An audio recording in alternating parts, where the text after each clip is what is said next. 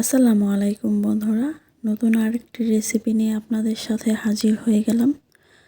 আমার রেসিপিটা দেখার জন্য আমার সাথেই থাকবেন। প্রথমে আমি এখানে 3টা ডিম নিয়েছি। ডিমটা ভালো করে ফেটে নিব, তেল দিয়ে দিব, ডিমটা ভেজে নিব। ডিমে কোনো পেঁয়াজ মরিচ দিব না, শুধু লবণ দিয়ে ভেজে নিব।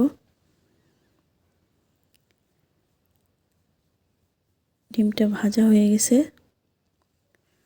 একটু ছোট করে পিস করে নিব।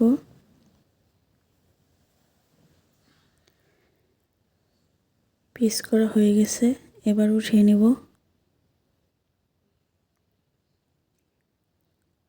ডিম ভাজার তেলে আমি দিয়ে দেব তেল,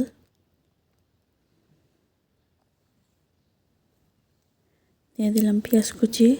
পেঁয়াজটা ভালো করে নেড়ে চেড়ে বাদামি করে ভেজে নিব।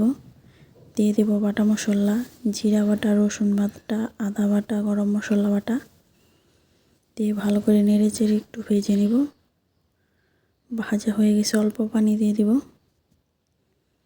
দিয়ে দিব হাফ চা চামচ হলুদের গুঁড়া, হাফ চা চামচ মরিচের গুঁড়া,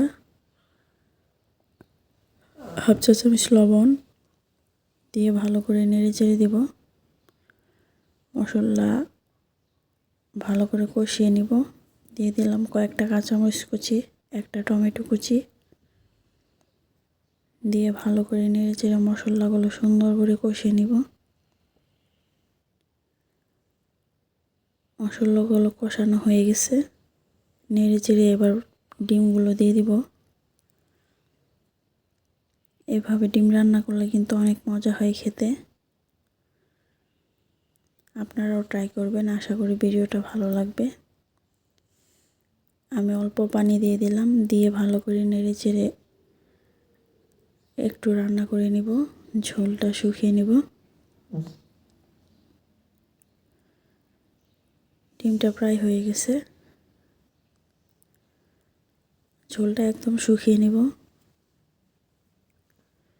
ভিডিওটা যদি ভালো লাগে অবশ্যই লাইক কমেন্ট শেয়ার করে দিবেন। ফেসবুক পেজ থেকে নতুন হয়ে থাকলে অবশ্যই ফলো করে দিবেন।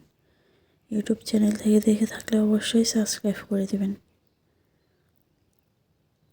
এই তরকারিটা খেতে কিন্তু ভীষণ মজা হয়, আপনারাও ট্রাই করবেন। দেখেন কালারটা কত লোভনীয় হয়েছে। ভিডিওটা এ পর্যন্তই, আশা করি আপনাদের কাছে ভালো লাগবে। সবাই ভালো থাকবেন, সুস্থ থাকবেন। আল্লাহ হাফেজ।